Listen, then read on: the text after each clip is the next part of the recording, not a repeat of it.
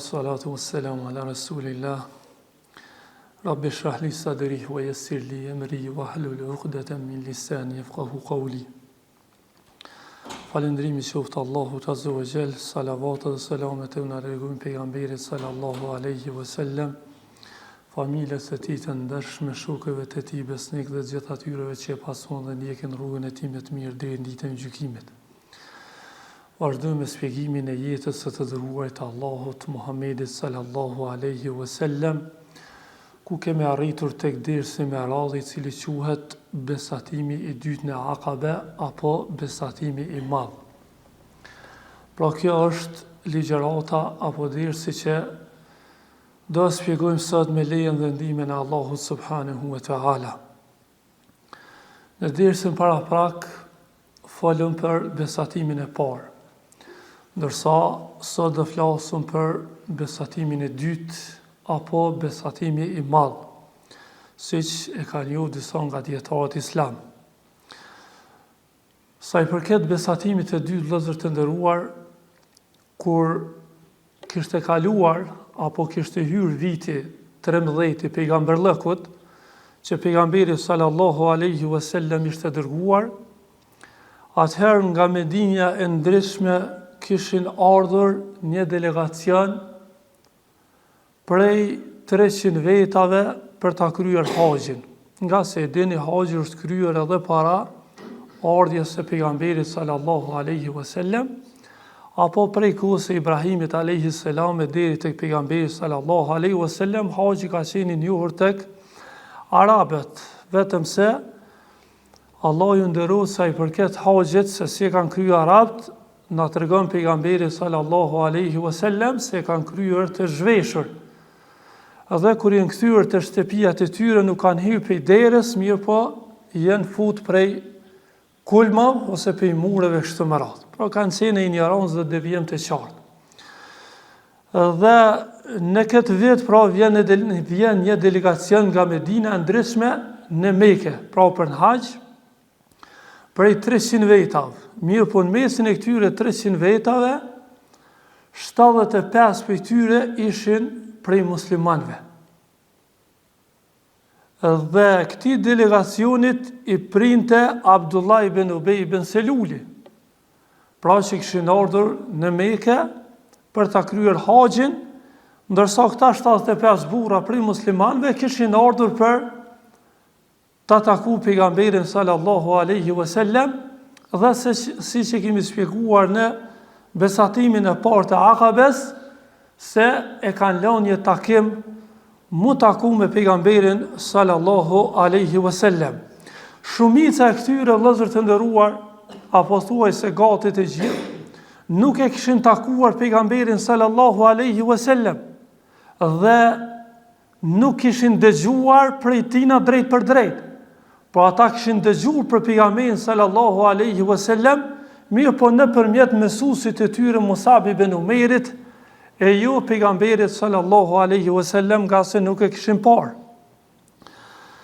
Dhe kur vjen këtë delegacion pra në Mekë, qëllimi i tyre ishte të takohej me pejgamberin sallallahu alaihi wasallam.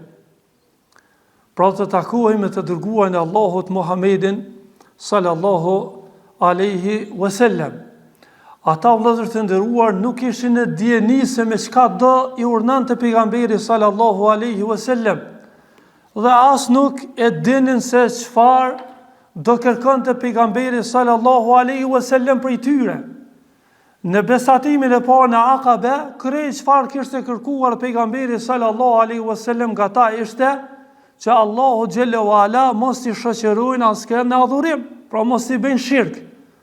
Dhe pastaj, si që kemi shpjeguar, rreth edukatës së lartë që dohet ta kenë. Me një fjalë, besatimi ishte mënyrë individuale dhe në interes të personit.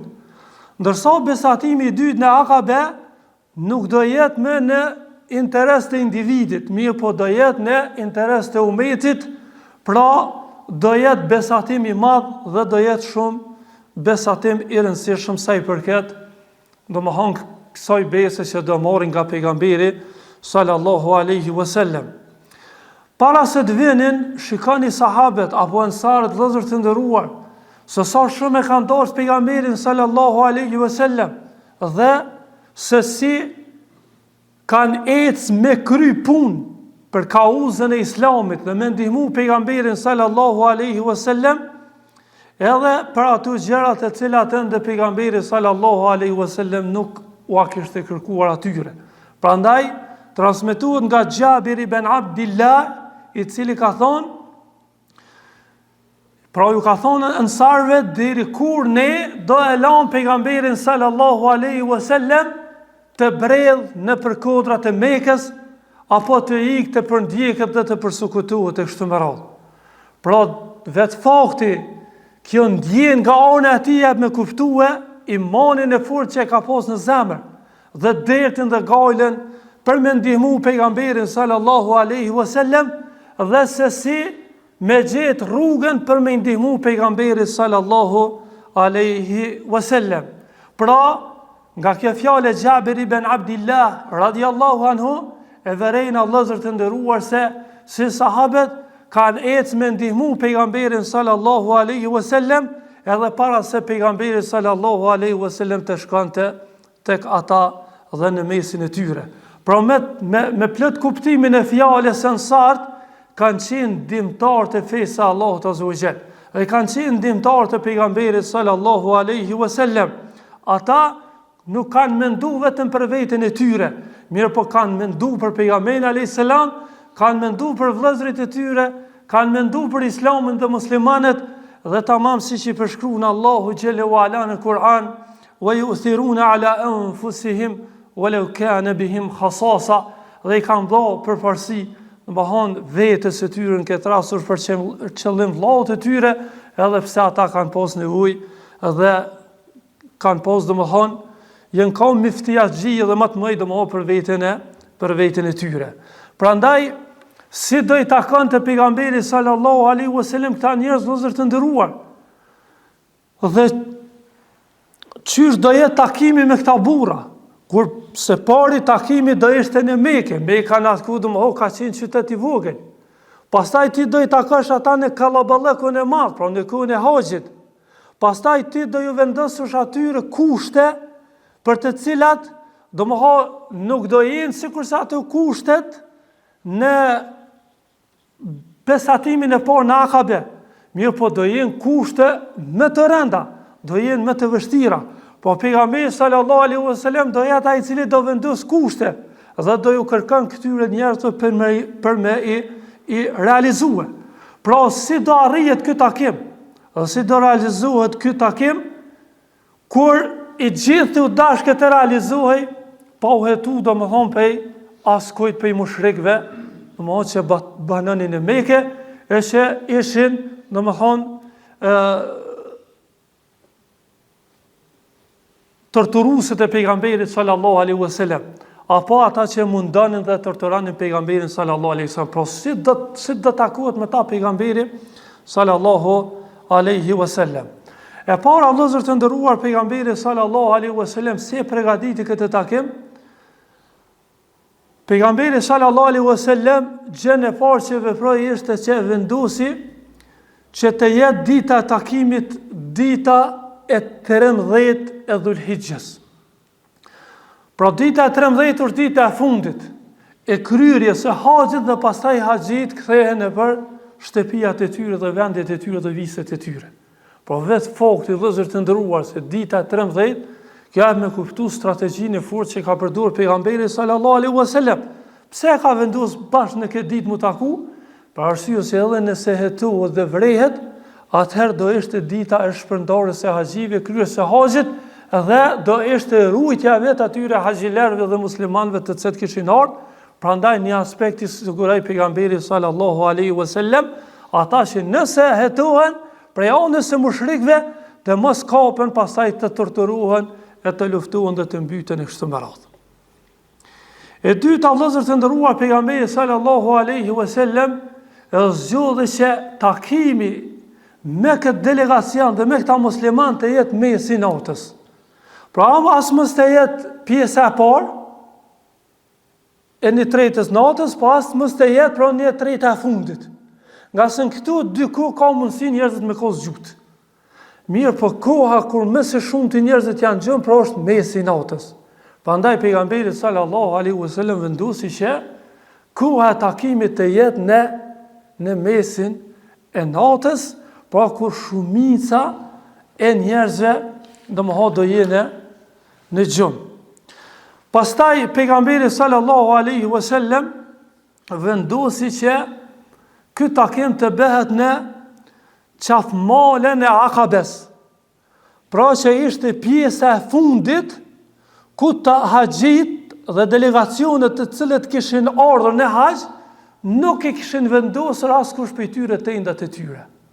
Është qartë. Pra larg syve të njerëzve që mos të vrehet pejgamberi sallallahu alaihi wasallam. Gjithashtu pejgamberi nga taktika dhe strategjia që kishte përdorur në këtë takim ishte që nuk i kishte lajmëruar askënd për muslimanëve. Jashtë Abu Bekrit radhiyallahu anhu dhe Aliut radhiyallahu anhu. Ndërsa gjithashtu për familjes së tij kishte lajmëruar dhe Abbasin. Jo që pejgamberi dyshonte të sahabët. Allahu na ruaj me mendu kështu. Mirë po, për shkak se ishte takim shumë i rëndësishëm, takim madhur, takim me të cilën do ndryshon historia e rruzullit të kësur, edhe historia e Islamit, edhe do jetë ky takim ndihmës për pejgamberin sallallahu alaihi wasallam dhe për sahabët, prandaj nuk ishte në interes të përhapet dhe të dihet në shumë njerëzi, mirë po vetëm në persona të caktuar. Shkaku që kishte marrë Abu Bekrin dhe Aliun radhiyallahu anhuma ishte në mënyrë që të vendoste në grykat apo në pikat lidhëse të rrugëve, që nëse hetohen, atëherë shpejt të lajmërojnë pejgamberin sallallahu alaihi wasallam dhe grupin dhe pastaj të arrijnë të shpërndahet pejgamberi sallallahu alaihi wasallam me këta musliman dhe mos të vërehen në mënyrë që pastaj mos të dëmtohen dhe mos të torturohen nga ona e mushrikëve. Dhe thot Ka'b Ibn Malik radhiyallahu anhu duke përshkruar domethënë situatën dhe gjendjen në të cilën ishin, pra takimin e tyre, pastaj thot u zgjuam thot në atë natë, pra në pjesën e mesme të natës, thot duke mos bë zhurmë, pra duke mos bë zhurmë dhe duke mos u hetuar nga mesi grupit, pra 300 vjet që ishin, arrin këta sahabi, pra 73 burra dhe 2 gra, me dal për këti mesi vëllezër të nderuar dhe me shku mu taku me pejgamberin sallallahu alaihi wasallam, pehetu dhe grupi tyre që ishin me ta.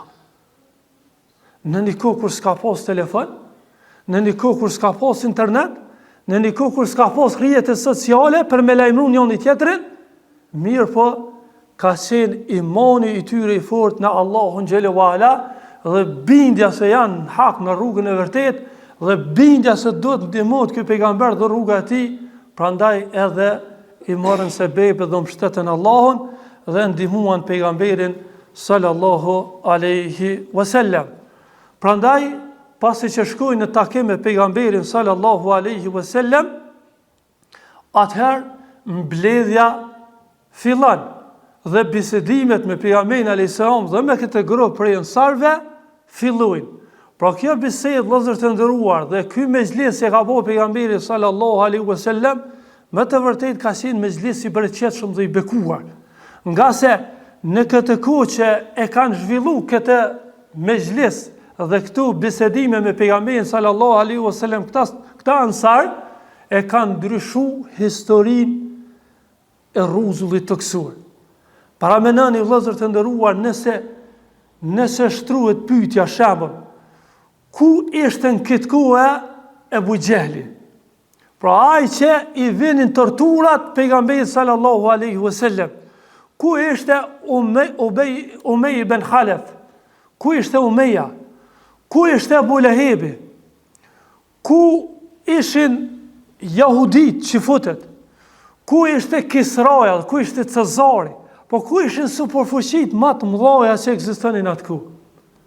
Thojnë djetarët, krejt këta kanë qenë ghafil nda asaj se qa po zhvillohet këto, dhe kanë qenë të gjithë në gjumë. Mirë po, ky mezhlis Dhe këtë takim që ka zhvillu pejgamberi sa me këta burra, me këta ansar, do jetë në brenda një kohë shumë të shkurt, që do ja u dridh domethënë fruen e tyre, edhe këta njerëz që sot po ngriten vjedhur azi me shku në takim me pejgamberin sallallahu alaihi wasallam u taku, edhe nga frika që mos po hetohen, këta do jenë ata të cilët do i marrin pushtetet e superfuqive më të mëdha që kanë pas në atë kohë, sikurse aja e Bizantit dhe aja e Persisë kështu me radhë. Prandaj shikoni se çfarë bereqeti ka pas ky mezhlis, ky takim i këtyre ansarëve me pejgamberin sallallahu alaihi wasallam. Pra, si rezultat i këtij takimi, do ndodh aja që nuk e ka mendja. Pra do ndodh shkatrimi i këtyre superfuqive të mëdha dhe do ndihmohet rruga e pejgamberit sallallahu alaihi wasallam, dhe do ndihmohet pejgamberi sallallahu alaihi wasallam, dhe do përhapet feja islame dhe do forcohet Islami me lejen e Allahut subhanahu wa taala. Prandaj kur fillojnë bisedimet me pejgamberin sallallahu alaihi wasallam dhe këtij grupi vëllezër të nderuar, i pari që ka fol ka qenë Abasi. Pra Abasi, migja i pejgamberit sallallahu alaihi wasallam, hoxha i pejgamberit sallallahu alaihi wasallam, ai ka foli pari. Dhe aja që është interesant vëllezër të nderuar, sepse pejgamberi sallallahu alaihi wasallam e ka marrë Abasin. Kurse Abasi ka qenë mushrik, ka qenë idhujtar. Thojnë dietarët, për t'ja kuptue medinasve në këtë rast ansarëve, se pejgamberi sallallahu alaihi wasallam është duke u mbrojt për atij që është besimtar, sikurse Hamza, dhe atij që është pa besimtar, sikurse është Abasi.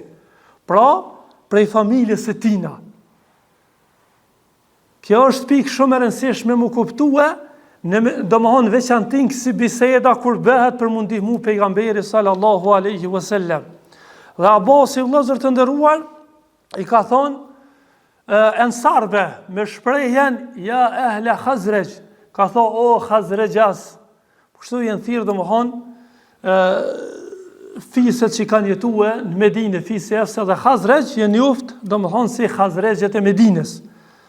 Dhe Abasi vëllezër të nderuar ju është drejtuar këtyre ensarve, por ju është drejtuar këtyre sahabëve, të cilët pritet me ndihmu pejgamberin sallallahu alaihi wasallam, dhe ju ka thonë se ju e dini domethënë gjendjen e Muhamedit sallallahu alaihi wasallam, dhe se si ne atë kemi mbrojt dhe vazhdojna me mbrojt, dhe se si ai ka autoritet tek ne, dhe mbrojtjen e tij ne kemi marrë përsipër. Pra ka fola Abasi radiallahu anhu. Pra në këtë kohë ka qenë mushrik, por pastaj ka pranuar Islamin. Dhe çka ka ndodhur vëllezër të nderuar, e kanë dëgjuar ensar duke fol Abasin. A u ka në udhës që to me i thonë ensart Abasit radiallahu anhu? Ne të ndëgjuam ato gjithë ti çfarë the. Dhe ti the që ne kemi mbrojt pejgamberin sallallahu alaihi wasallam, pra kena mbrojt Muhamedit. Pa nuk është hoxha jote Ebu Leheb, ai i cili thot mos e ngani këtë fëmijë. A nuk është që pejgamberi sallallahu alaihi wasallam është për ndjek, është torturu, ju është gju planci, ju është gjithë litarin fyt, pastaj që i kanë dhënë ta i fekshtu me radhë. Gjitha këto kanë mujt me i thonë në sartë. Mirë, po këta nuk kanë fol në aspektin e politikës, po kanë fol në aspektin e imanit. Prandaj asnjë pe këtyne s'ja kanë thonë Abasit. Pa asnjë pe këtyne fjalëve s'ja kanë thonë, edhe pse në aspekte politike që të sene mundën më thonë. Prandaj ensarët vëllezër të nderuar me të vërtetë siç thamë edhe më herët, kanë qenë me plot kuptimin e fjalës ndihmtar të pejgamberit sallallahu alaihi wasallam dhe fesme të cilën ka ardhur pejgamberi sallallahu alaihi wasallam. Prandaj i kanë thonë fund Abasit, qad sami'na ma qulta, dhe të kena ndëgjuar ato që ke thonë. Pra kena ndëgjuar, edhe pastaj vëllezër të nderuar pejgamberi sallallahu alaihi wasallam fillon për me i vendos kushtet. Pra kushte ti mundesh me vendos kur je i fort, ama kur ty tu ka ngushtu të ka me gjithë gjërsinë e saj, qysh do me vendos kushte? Po megjithatë pejgamberi sallallahu alaihi wasallam i vendos kushte këtyre burrave, edhe siç do shohëm se këta njerëzin nuk i kanë refuzuar kushtet që kanë vendosur pejgamberi sallallahu alaihi wasallam, Edhe pse pejgamberi sallallahu alaihi wasallam këtë kohë ka qenë pra duke u përndjek, ju ka ngushtu toka për shkak armiqve të shumt, për shkak numrit të vogël që kishin pranuar Islamin gjatë gjithë këtyre viteve. Prandaj pejgamberi sallallahu alaihi wasallam shpesh herë ka qenë prej metodës se pejgamberi sallallahu alaihi wasallam ka lyp lehtësime vëllezër të nderuar, si për shembull me besu Allahun azza wa jall, ose qulu la ilaha illa Allah tuflihu, thuni la ilaha illa Allah do të shpëtoni. Këto ka thonë Mekë. Ose për shembull nëse dikush i ka kryer disa obligime, nuk ka lyp pejgamberi sallallahu alaihi wasallam prej nafile kështu me radhë. I ka thënë aflaha in sadaqa, ka shpëtuar nëse ky i zbaton këto, por nuk e ka shtrënguar. Mirë po subhanallahu të çështja e Akabes, pro besimit të dytë në Akabe, pejgamberi sallallahu alaihi wasallam i ka vendosur disa kushte që në shikim parë pra janë të rënda, po ose në pozicionin si ka qenë pejgamberi sallallahu alaihi wasallam kanë qenë të vështira, mirë po ansarët radhiyallahu anhum e kanë hapë gjoksin e tyre, edhe të qetë me zemrat e tyre dhe imanin e tyre i kanë pranuar pa kundërshtuar asnjë prej tyre.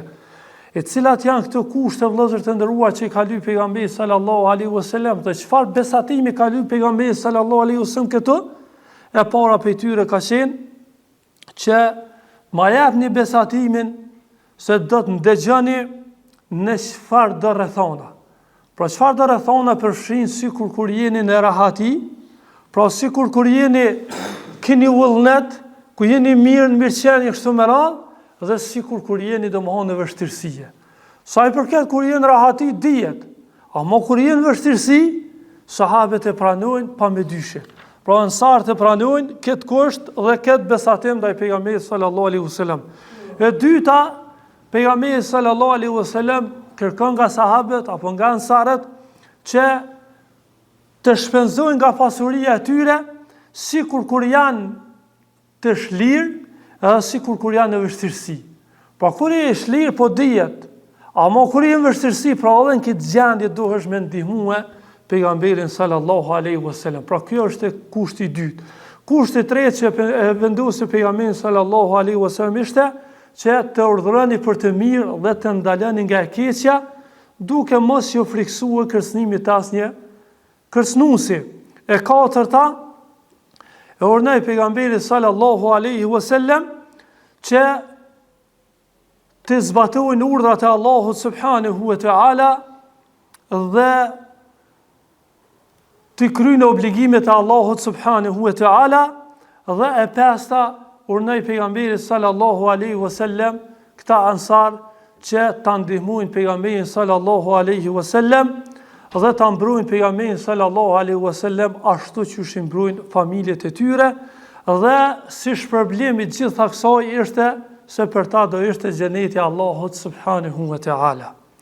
Prandaj qëndrimi i ansarëve ishte se të gjitha këtu i pranuan, dhe Bara ibn Ma'muri radiallahu anhu, i cili nuk kishte ma shumë se 3 ditë që kishte pranuar Islamin vëllezër të nderuar, atëherë ngritet dhe i thot pejgamberi sallallahu alaihi wasallam, walladhi ba'athaka bil haqq, thot pash atë i cili të ka dërguar me hak, la namna'annaka mimma namna'u minhu uzurana, thot pasha Allahun, pasha atë i cili të ka dërguar ty me hak dhe me të drejten, do të mbrojnë aty, thot, ashtu që kena me mbrojt uzurin tonë.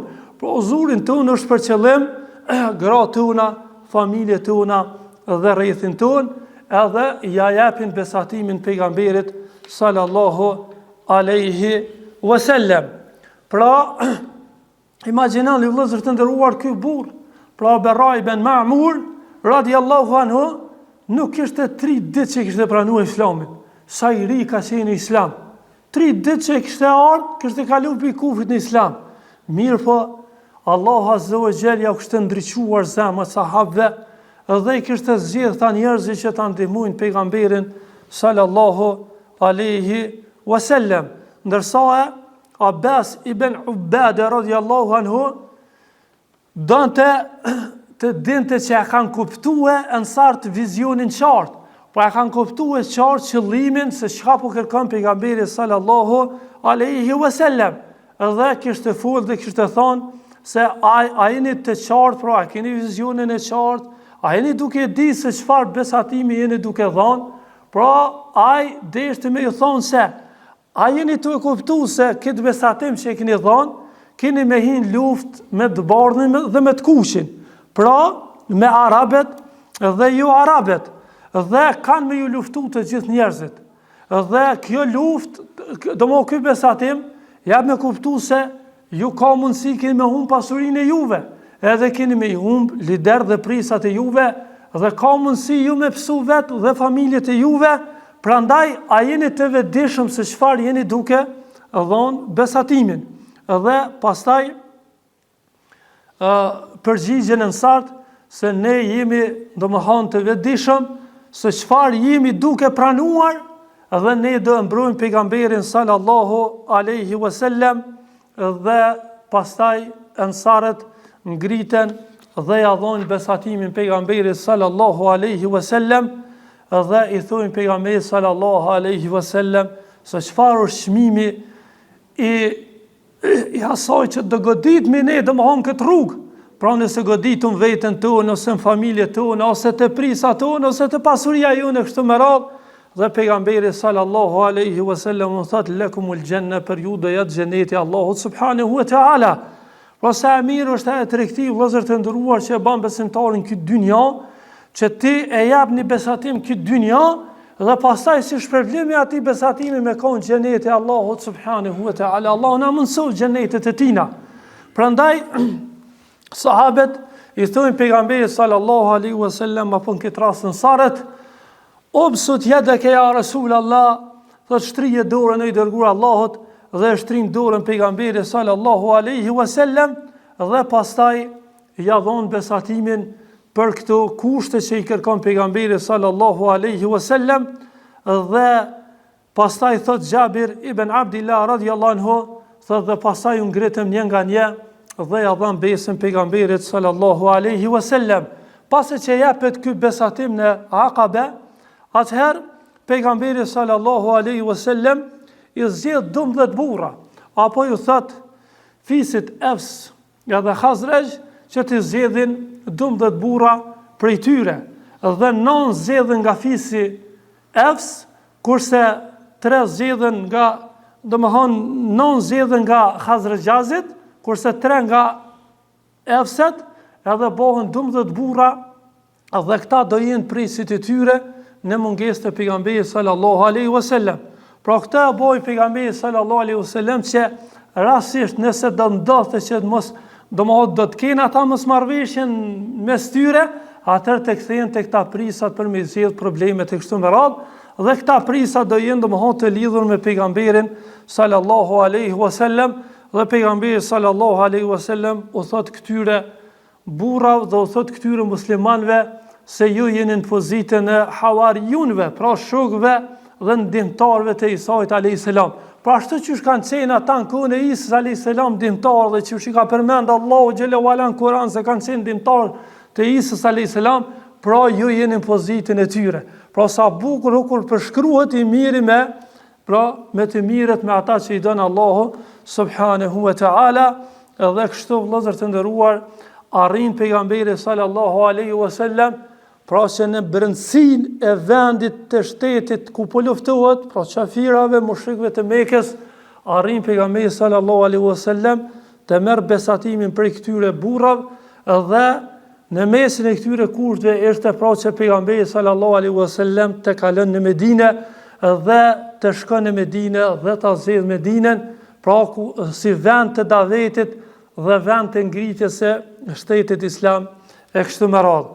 Do shumë vëllezër të nderuar se këta burra të cilët e kanë dhënë besatimin këtu, me të vërtetë nuk ka qenë besatim domthon vetëm fjalë goje. Mirë po, të gjithë këta, edhe 70 prej tyre e kanë prezantuar luftën e Bedrit. Edhe të gjithë këta i kanë prezantuar të gjitha luftrat, domthon që i ka zhvilluar pejgamberi sallallahu alaihi wasallam pastaj në Medinë, edhe të gjithë këta kanë rënë shahid në rrugën e Allahut subhanahu wa taala, dhe kjo na jep me kuptues se nuk e kanë thonë vetëm fjalë goje, mirë po me të vërtet kanë qenë të sinqert në zemrat e tyre dhe në gjymtyrët e tyre dhe sadaku ma ahadullah alej, e kanë realizuar ato që kanë dhënë besën Allahut subhanahu wa taala. Dhe përderisa pra kanë dhënë besatimin këto vëllezër të nderuar, atëherë shejtani i cili është armiku i njeriu, por shejtani i mallkuar i cili është i pezmetuar tek Ademi alayhis salam, tek bita Ademit alayhis salam, në veçanti ata të cilët e pasojnë rrugën e pejgamberit dhe pejgamberit alayhis salam, atëherë shejtani i mallkuar prej një kodrës së Mekës i thërret mushrikët e Mekës. Pra i thret me një zar shumë të tmerrshëm se Muhamedi dhe shokët e tij janë mbledhur në Akabe. Pra vërtet shejtani nga pezmetimi dhe nga inati dhe nga mbledhja e saj se çfarë është duke bisedu dhe çfarë është duke marrë për besatimit pejgamberit sallallahu alaihi wasallam.